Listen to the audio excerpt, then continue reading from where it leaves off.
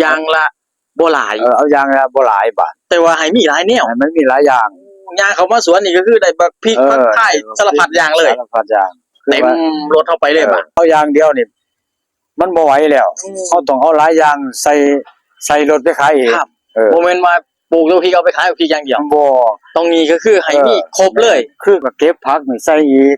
เก็บอันนั้นใส่อีกอันนี้ใส่อีกให้มันสมกันหลายๆอย่างให้มันหลากหลายให้มันหลากหลายอย่างเพราะว่าไปเวลาไปขายนี่เขาเจ้าผู้นึงอย่างอันนึงผู้นึงอย่างอันนึงนั่นสวัสดีครับพี่น้องครับมื้อนี้มาพอกับบ่าวน้องในช่องกบป๋าพารวยนะครับพี่น้องเนาะเดี๋ยวมื้อนี้บ่าวน้องก็จะพาพี่น้องมาเบิ่งอีก1แปลงเกษตรผสมผสานครับพี่น้องครับพอเพิ่นก็จะเฮ็ดหลายอย่างอยู่ในสวนเนาะครับเนาะในพื้นที่ของพ่อเพิ่นนี่ครับผมนี่ก็เป็นป่าข้าวโพดบ้านตัวนี้เนี่ยเอาผักออกกู้ผักกันอันนั้นพวกบัวออกครับก็เลยข้าวโพดมาปลูกกินบ่น่าก็เลยเอาข้าวโพดมาปลูกใส่บาดข้าวโพดเด็บใส่เลยโพดปลูกใส่ไว้พอได้มีแนวกินจะน้อยมันก็จะน้อยมันก็ได้กินดีโอ้งามเนาะเนาะก็สิได้กินดีเบิ่งติล่ะพี่น้องว่าแต่นิดลงหม่องใดคือตรงหันเลยเป็นโลดนี่มะเขือเทศนี่ก็ได้จากหันแล้วก็เอามานิดมองนี้ใหม่ได้ก็ได้นี่เห็นบ่ได้จากแล้วก็เน็บไปอีกว่าแต่มีฝุ่นมีปุ๋ยตัวนี้ก็สิอาศัยกินปุรณาแรงๆพุ่นละครับเดี๋ยวนี้เห็นบ่พออีตูมันขึ้นเห็นบ่เอาพอครับป่านี่เฮาเฮ็ดสวนจังซี่หลายๆจังซี่พอเฮ็ดกับไผครับป่าก็เฮ็ดกับเมีย2คนนี่ล่ะเมียก็ว่าจะกับเมียก็บ่ค่อยจะนี่ดอกเพราะว่าเขาก็มันเขาบ่ถนัดทางนี้ครับเขาเปลี่ยนแผนกกันมันเปลี่ยนแผนกกันให้เขามาโหดครับให้เขาเปิดสปริงเกอร์เวลาเฮ็ดก็คือเจ้าของมาเฮ็ดก่อนสิปลูกหยังก็ปลูกไว้จังซี่ล่ะปลูกไว้ก่อนให้เขาซอยโหดก็ว่าได้ครับคือหลักๆแล้วผู้เฮ็ดก็แม่นพ่อนี่ล่ะครับแต่ว่าผู้หญิงเขาก็ซอยก็ใส่ผู้หญิงเขาก็เจ้าก็เขาก็สิบ่ถนัดดอกทั้งเฮ็ดหัวเฮ็ดสวนแต่ว่าเขาโหดของหยังซอยได้แต่เพิ่นถนัดการค้าการขายกว่าคือว่าเก็บได้เอาไปขายสิเพิ่นถนัดอยู่ตรงนี้คือพอเป็นผู้ปลูกไว้ผู้ปลูกผู้ขายก็ว่าได้ครับผู้นึงขายผู้นึงปลูก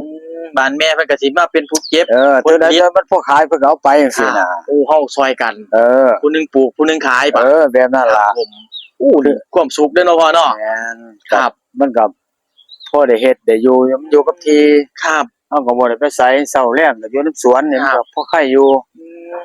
กลายเป็นเอาไปเอามานี่ก็มองยางมองเศร้าเฮาอยู่นี่เลยต่อไปก็บ่ฮู้ล่ะว่าสิเป็นอีหยังครับผมต่อไปเรื่อยก็มันเป็นไปทั้งสวนทั้งหยังบ่ได้ก็สิได้เป็นป่าไม้เด้อบ่คือฟังนั่นเนาะพ่อเนาะสิหาบ่งอบักหยังบ่ลงอีกเด้คันโซว่าเซาเฮ็ดม่วนจังซี่เพราะว่าเริ่มเฮาก็ว่าง่ายๆก็เฮาอันนี้ไปเรื่อยๆเนาะพ่อเพราะว่าเฮาก็ว่าง่ายช่วงนี้พ่ออายุจักปีบัดพอปีนี้ก็66โอ้60ครบยังอีกโดนอยู่ดอกพ่อเฮาจังสิได้เฮาก็ปลูกแซมต้นไม้ไว้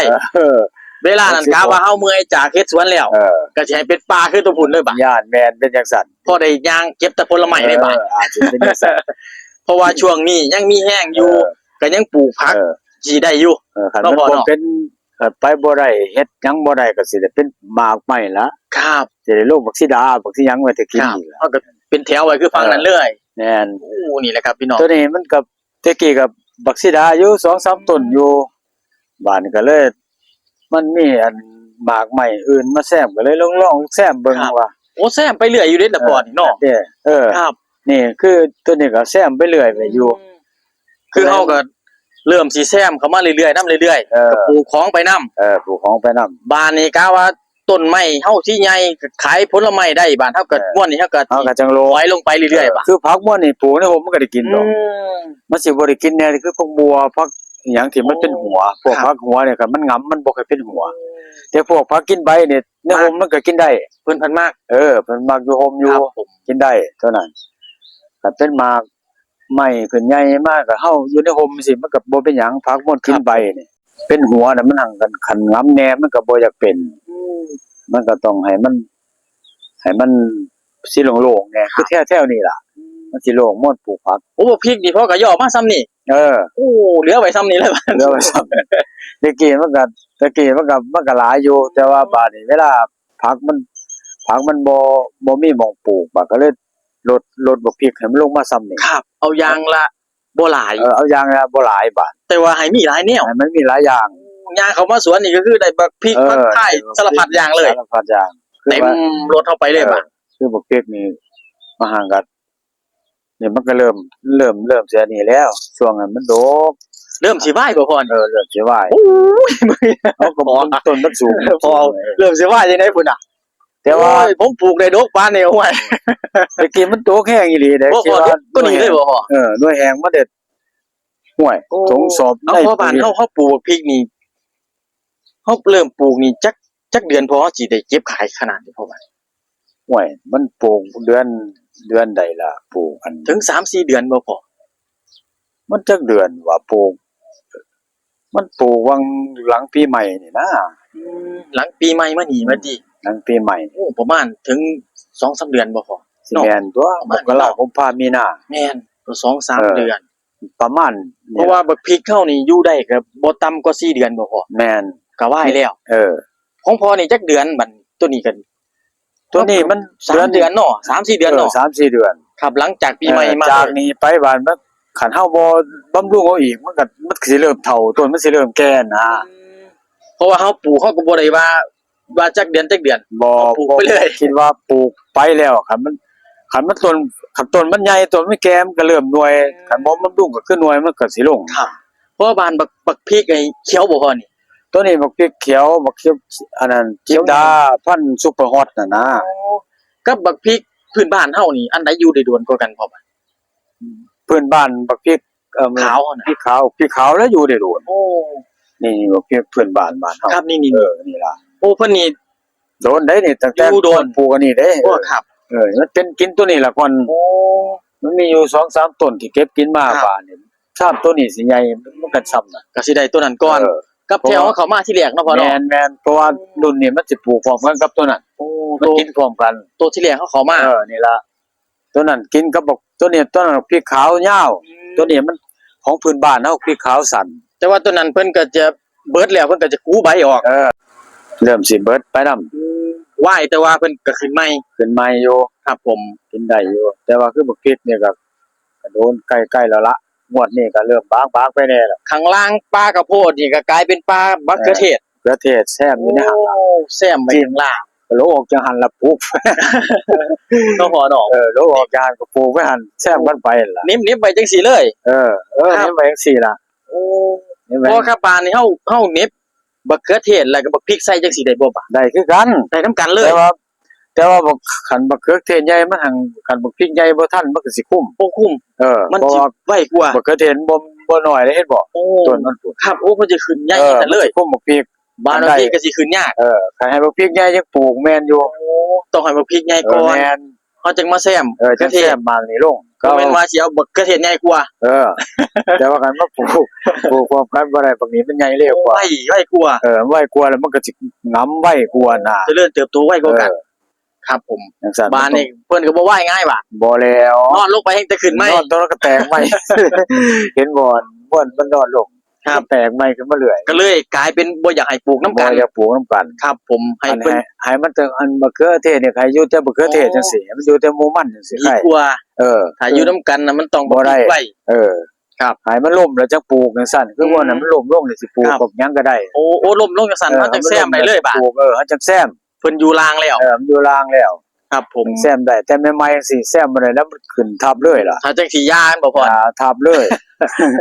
รวมปิดเลย รวมปิดรวมต้นยาวต้นใหญ่เนาะ ครับ มันเป็นขึ้นเห็นบ่ให้ข้าง ครับโอ้ถ้าเฮ็ดข้างก็ขึ้นจังซี่เลย ขึ้นเลยคือกัน นี่ครับ เฮ็ดข้างมันขึ้นไปนำข้าง แฮงแต่ดีเลย ปกติแล้วมะเขือเทศนี่เขาเจ้าเฮ็ดแบบข้างบักแตงตัว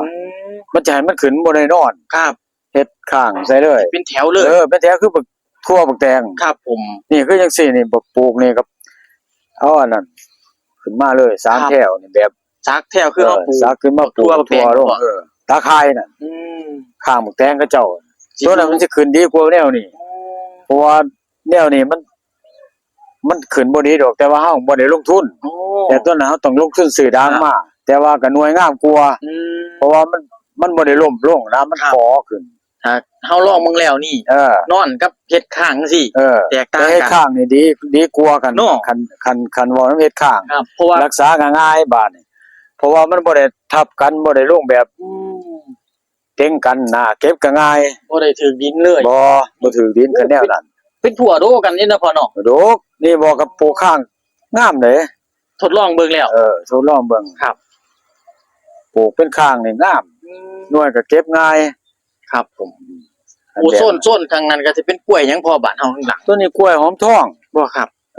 ตัวนี้ฟังนี่เอากล้วยหอมทองมาปลูกไว้ สลับกันไป สลับกันฟังนี่ล่ะ ครับอู้หลายอย่างพี่น้องครับเข้ามานี่ตรงนี้2งานคือกันอยู่บ่พ่อ นี่ครับบ่ถึงดอก งานกลัวเนาะ งานกลัวๆล่ะจากหม่องเฮ็ดสวนนี่ ครับผม บ่ถึง2งานดอก โอ้ข้างหลังนั่นของพ่อคือกันบ่น่ะ นี่ตัวนี้ก็ให้เขาหลอกให้ไหม หลอกไว้ถ้าเฮ็ดหน้าเฮาเลย หลอกตัวนี้ไว้แต่เฮ็ดหน้านั่นล่ะพวกนี้ล่ะเขาเอามา ครับ เอาดินนี่ก็เลยให้เขาหลอกขึ้นมาไว้ เฮาเหลือไว้นี่จักไรบัดเฮ็ดหน้าเฮานี่ เฮ็ดหน้าอยู่นี่ประมาณ4ไร่ ที่เหลือไว้นี่ เหลือ4ไร่เพราะว่าหน้า6ไร่กว่า6ไร่2งาน 6ใบ2งาน จากนี้ไปนี่ก็ประมาณ2ไร่กว่า ย่นที่หน้าลง โยนที่หน้าลงให้มันเหลือซ้ำนี่ล่ะหน้าเฮ็ดแต่ค่านี่ลงหันละ พอแล้ว อ้อ เฮ็ดสวนพี่ นี่ครับพี่น้องเฮ็ดสวน เหมือนสวนนึงเขาทาแห้งเด้อพี่น้องเด้อพอเพิ่นเฮ็ด เพราะว่าหน้านี่คือมันซ้ำนั้นก็พอนะ โอ้นี่คือเพิ่นขุดดินหลอกหน้า นี่ละเพิ่นพวกหลอกนี่ล่ะหลอกให้ก็หลอกนี่แล้วเขาก็ไปหลอกหัน โอ้ตะกี้ของพ่อก็เป็นที่หน้าหมองนี้คือกัน แต่กี้มันก็เป็นที่หน้าเบิดแล้วที่หน้ามันจะฝุ่นดิ หลอกขึ้นไปเรื่อยๆครับ บ้าน มองนี้โซนนี่คือดินโพ่นพ่อบาด ตัวนี้บ่ตัวนี้ก็ให้เขาเจ้าเกรดมาเป็นรูปเป็นร่างไว้ก็นี่ล่ะก็จ้างพวกรถเขาเจ้านี่ล่ะไปเขาเจ้าดุดหน้าจังซี่บ่ได้มีโพนจังซี่นะก็เลยไปบอกเขาเจ้าบ่ได้มีโพนแก้ขึ้นมาให้แน่เขาก็เจ้าเอามาแก้ให้ขึ้นมาให้นะครับ นี่เอามาถม เราก็เลยกลายเป็นมาถมใส่ ประมาณจัก20รถนี่ล่ะ โอ้พอเลยบาด ก็เลยมาให้รถไถแดงเขาเจ้ามาไถให้มันเข้ากัน ก็จัง เกตเขาเจ้าเกตแล้วให้เขาเจ้าไถบาด มันก็สิกลายเป็นปลูกของงามบ่พ่อ มันก็สิแปลว่าดินทั้งใต้นี่มันบอกกับผักกับหญ้ามันบ่คือดินโพนเนาะอันนั้นปลูกธรรมดางามอยู่รักษายากบ่คือเป็นโพนก็เอาโพนมาใส่หนามันแล้วมันงามไว้เอามาคลุกเข้ากับดินที่เขาเจ้าเกตเป็นขึ้นมาก่อนนั่นน่ะ มันรักษาง่ายกว่ากันนำ แม่นรักษาง่ายกว่ากันมันสิมีธาตุอาหารผิดกันเด้ ดินโพนกับดินธรรมดา ครับผมปลูกงามต่างกันเลยเนาะ งามต่างกันรักษาง่ายกว่ากันแล้วมันสิงามเร็วกว่ากัน นี่ครับพี่น้องพ่อเพิ่นก็บ่ได้ปลูกหลายเด้บ่พริกแต่ก่อนนี่ก็คือปลูกบ่พริกทั้งนั้นเลยผู้มื้อนี่ก็ย่นเข้าไม่บ่พริก เอาหลายอย่างบัดเอาหลายอย่าง เอาหลายอย่าง เพราะว่าเอาอย่างเดียวนี่มันบ่ไหวแล้วเขาต้องเอาหลายอย่างใส่รถไปขายเอง ครับบ่แม่นว่าปลูกแล้วพริกเอาไปขายพริกอย่างเดียว บ่ ตรงนี้ก็คือให้มีครบเลย คือคันสิเอาบักพริกจัก10ถุงจังซี่บ่เฮาก็เก็บผักนี่ใส่อีกเก็บอันนั้นใส่อีกอันนี้ใส่อีกให้มันสมกันหลายๆอย่าง ให้มันหลากหลาย ให้มันหลากหลายอย่างเพราะว่าไปเวลาไปขายเนี่ยเขาเจ้าผู้หนึงอย่างอันนึงผู้หนึงอย่างอันนึงน่ะก็ไปแต่บักพริกแล้วก็ว่าอยากกินแตัวผักมันก็บ่ได้กินก็ต้องเอาแบบนี้ ครับ กลายเป็นหมองนี้ล่ะก็คือหมองเฮาเก็บผลผลิต แม่น แล้วก็ไปขาย ไปขายบาด เฮาแบ่งกันให้พ่อปลูกแล้วก็แม่ขายครับส่งซอยกัน ซอยกันผู้หนึงครับผู้หนึงเอาไปขายผู้หนึงปลูกผู้หนึงรักษาแล้วก็เอาไปขาย น้ำเฮานี่ก็บ่ยากเลย บ่ได้ยาก เปิดสปริงเกอร์ เปิดสปริงเกอร์ใส่เอาโลด แต่ก่อนนี่ก็ลากสายคือกัน ลากแล้วนี่เห็นบ่สายเก่ามันตัวนี้ก็เอาถิ่มไว้เพราะเวลาอยากขดอิหยังรอขอคุ้มกล้วยทั้งหยังพุ่นนะครับ ม่วนที่มันไกลๆจากสปริงเกอร์ไปก็ พอได้ลากเอา เพราะได้โหดตัวม่วนนั่นมันเป็นไม้ใหญ่มันบ่คือพวกผักหญ้าคาหุ่นนี่ม่วนนี่ใส่ได้ บ้านนี่กลายเป็นปลูกผักแล้วก็ทุนแรงเฮาได้เลย แม่นตัวนี้คันเฮาบ่อยากโหดทั้งรอขอบทั้งบ่ได้โหดแถวนี้นะเฮาก็เปิดใส่เอา ครับผม แล้วเฮาอยากโหดไม้โหดหยังเฮาจังมาโหด ครับ โหดรอขอบมัน โซนข้างล่างนั่นแต่ก่อนเฮาปลูกข้าวโพดบ่พออยู่ ตัว ข้าง นั้ ล่าง นเป็นข้าวปลูกข้าวโพดตัวนั้น ป้าพอเฮาลงไปเบิ่งโซนข้างล่างเนี่ยมัน หนึ่งโคตรเหนียว ครับ ก็ขายดีอยู่ดอกแต่ว่าบัดมาขึ้นไปขึ้นมาว่านี่ก็มันได้เฮ็ดม่วนนี่แล้วก็จักเสียเอาหยังแหน่ก็เลยทั้งนี้ก็เลยปลูกบักแตงไว้ ครับ แตงโมไว้ถ้ากินมันบ่เป็นปีนี้จักมันเป็นเพียก่อนก็เลยบ่ได้ลำไรเอา ครับเอ้าส่วนนี้มากหยังพอน ตัวนี้บ่อือ โอ้ยคือไว้ปุ้ยคือใบเขียวครับ คือตัวนี้มาปลูกวังปลูกบักแตงนี่ล่ะแตงจริงนี่ล่ะ โอ้เป็นโพ่นทานบ่พอ ตัวนี้มันเป็นเตาถ่านที่แรกเผาถ่านอยู่นี่บาดมันก็บ่ได้ปลูกอีหยัง บักแตงจริงก็ปลูกอยู่พุ่น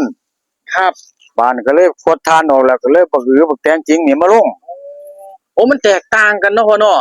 ถ้าเอามีโพ่นเนาะ แม่น โอ้สิแบบนี้เลย มันก็เป็นจังซี่ล่ะตัวนี้มันเป็นโพนเก่าอยู่เด้ โอ้เป็นโพ่นเก่าอยู่แล้ว เป็นโพนเก่าอยู่แล้ว ก็เลยมาถมทาน มา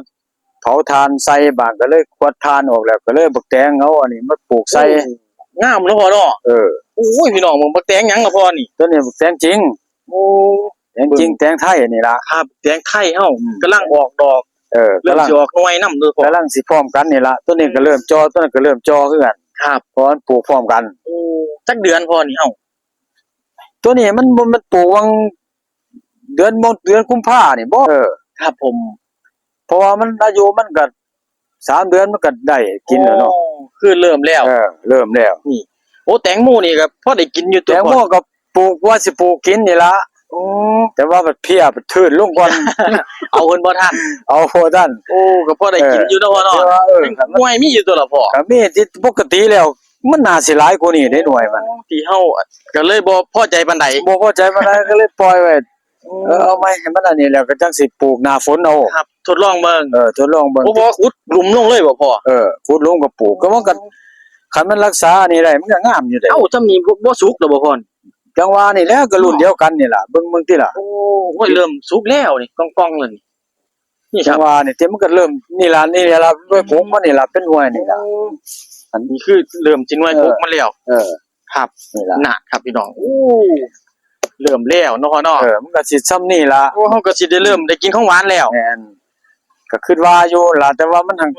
ที่จริงว่ามันสิหลายกว่านี้ได้หน่วยมัน เอาพ่อบานนี่ปลูกไว้นี่บักแตงสมบูรณ์ แต่จริง โอ้นี่คือสิเป็นแบบนี้ นั่นๆนำบ่ทัน นั่นล่ะ โอ้ ตัวนี้บ่อยากให้มันแดดแห้งมันสิลวก โอ้ผมว่าอยู่คือมีเฟี้ยงปลูกไว้ เอาเฟืองโปกไว้ ปลูกไว้จังซี่เลย ถ้ามันโลนควร ห่วยบ่แม่นสิหลายหน่วยอยู่ตัวพ่อนี่โอ้ มัน2 หน่วย 3 หน่วยพุ่นแล้วก็เก็บไปแล้วพวกนั้นเขาไปขาย ม่วนนี่คือถ้าเฮา อันโลนควรน่ะคือเก็บได้ จังกินได้โอ้ บักแตงนี่มันต้องโลนควร โอ้ถ้าบ่โลนควรนี่ มันคือมันบ่สุกก็ว่าได้ บ่สุกไปบ่มก็ยาก บ่ให้บ่มบ่ได้ แม่นบ่พ่อ บ่มก็เหี่ยวไป ม่วนนี่ต้องฆ่าเครือเลย ต้องให้ควรโลน ควรล้นแล้วก็ โล จัง น มา เฮา เก็บ ไปเลยกินเลยได้ บ่แม่นว่าควรล้นกินบ่ได้ หัวเขาโลนแล้วไปกินเลยได้คันควรโลนแต่ว่าคันบ่ควรบ่โลนเฮาไปแล้วไปบ่มไว้ก็บ่เป็นตะกินนี่แหละมันเหี่ยว ปิดก็บ่ได้เลย บ่ได้ โอ้มันก็คนละแบบเนาะ คนละแบบบ่คือแนวบ่ม โอ้ มากนี่ต้องพอแต่อันมันโลนควรเฮาไปกินเลย โอ้ม่วนบักแตงนี่เด้พ่อบ่ากันอยู่บ่แตงโมเฮานี่ แตงโมนี่ แม่น แตงโมนี่บ่แล้วคันแนมเบิ่งมือตายเก็บได้ โอ้ต่างกัน เ เฮาต้องเบิ่งกับ เบิ่ ศึ ง กษานำ คันสิเก็บก็ต้องเบิ่งมือคันมือบ่ตายก็บ่สุกอีก โอ้นี่คือพอปลูกเป็นหลุมไว้จังซี่บ่ เป็นหลุมไว้นั่นล่ะเพราะว่าเวลาเอาน้ำนี่มันสิได้ซุ่มง่าย โอ้ตรงนี้ก็มาทดลองเบิ่ง นี่หมากอ่อนหมากน้อยก็มีตัวพ่อโอ้ ที่จริงแล้วนี่มันสิเป็นหลายอยู่ได้แต่ว่ามันจังได๋บ่ใครอยากเป็นปีนี้บักแตง มัน บักแตง เป็นน้ำปีน้ำตัวนี้ จัก คือกันบ่ เด้เห็นบ่น่ะก็ปกติกันเครือซ้ำนี่น่ะบ่คณาฝนนั่นโอ้ยหน่วยจังได๋เอาถิ่มหมดแล้ว มันเป็นน้ำอากาศคือกันอยู่บ่ ส พ่อง สัย เนาะ แต่คันปลูกยามลงหน้ายามหมู่เฮาสิหว่านข้าวหว่านน้ำนั่นโอ้ยดอกได้กันเครือซ้ำ เพราะว่าปีนี้มันหนาวดนเนี่ย แม่นแต่ว่าปีนี้เครือหลายผัดบ่ค่อยมีหน่วยเด้ พืชผักก็แตกต่างกัน แตกต่างคือกัน เนาะ เออเห็นบ่ว่ามัน หมากน้อยนี่กำลังออกหลายอยู่ช่วงหมาก นี่ ใหญ่ ล่ะ ก็ กำ มี ลังเริ่มนี่ล่ะคันมันสิเป็นหน่วยก็เริ่ม โอ้นี่คือแม่เพิ่นไปไล่ว่านี่ควายนี่ก็คือย่านอยากกินน้ำ ก็กินน้ำเอาลงมากินน้ำม่วนกินน้ำแล้วก็ไล่เขา หม่องเก่าเพิ่นเลย มองเก่าหั่นละมองรอบไว้ โอ้มีแต่ตัวงามตัวละพ่อนี่ครับ เลี้ยงไปสิล่ะมันจะพอได้ย่าง เสือแม่เพิ่นว่าพอได้ย่างน้ำกลนเพิ่นโอ้คุณครับเบิ่งไปแล้ว ถ้าแม่เพิ่นเอาไปเฮาก็ปิดไว้เลยบาด ปิดไว้เลย โอ้ครับผมโอ้เลี้ยงบ่ยากแต่คุมื้อนี้ บ่อยเลี้ยงสมัยใหม่เลี้ยงกล้วยบ่ได้เลี้ยงบ่ได้นำก้นขึ้นตะ ค กี้ รับยามอยากกินน้ำก็ปล่อยเพิ่นไปเลย ปล่อยเข้าไปบัดเวลากินน้ำแล้วก็คือไล่เข้ากรงไว้ ครับ แล้วแต่สิไปหากินบัด โอ้ออกหน่วยหลายอยู่เด้อพี่น้องเด้อโอ้ยหน่วยนี่แฮงแต่ใหญ่แฮง ปกติแล้วโอ้เครือคักกว่านี้หน่วยคักเด้ พ่อ เออ แต่ว่าปีนี้จังไดจังคือจังเป็นหน่วยหน่อยที่พอว่า เพราะว่าคือเคยปลูกแล้วมันบ่พอ เอ้ยบักแตงเจียงหน้าแรงปลูกตะกี้น่ะมันหน่วยดกแท้เด้ โอ้ผมก็ว่าดกอยู่ได้พ่อเพิ่งเนี่ยทีหลังนี่กูดูคิรีอยู่นี่ มันหน่วยเนี่ยมันคันว่าบ่รุ่นนี้รุ่นมันเป็นน่ะบ่แต่คันมันเป็นนั่นโอ้ย ครับ มันบ่น้อยเด้คัน วัน รุ่ นี้ น ยังบ่ทันพอใจเลย บ่มันยังบ่ตามเป้าเลยนี่ บ่ปลื้มเลย บ่ปกติแล้วซ้ำนี่นี่ นอนเต็มเลยเป็นบ่พ่อ เต็มเลยแหล้ว เพราะว่าเฮาเคยปลูกมา แม่ เนาะ นเคยเฮ็ดมาแล้วคันมันสุกน้ำมันสุกมันเหลืองน่ะหมดเป็นเหลืองๆเลยแหล้ว ผมปลูกเห็น2หน่วยผมก็พอใจแล้วนี่ บ่กับซ้ำนี่ยังบ่ทันพออยู่ แม่ เด้ นบ่พ่อ ปกติมันต้องเป็นดำๆกว่านั้น แสดงว่า ละรุ่นนั้นละรุ่นมันเป็นน่ะล่ะ ผู้ปลูก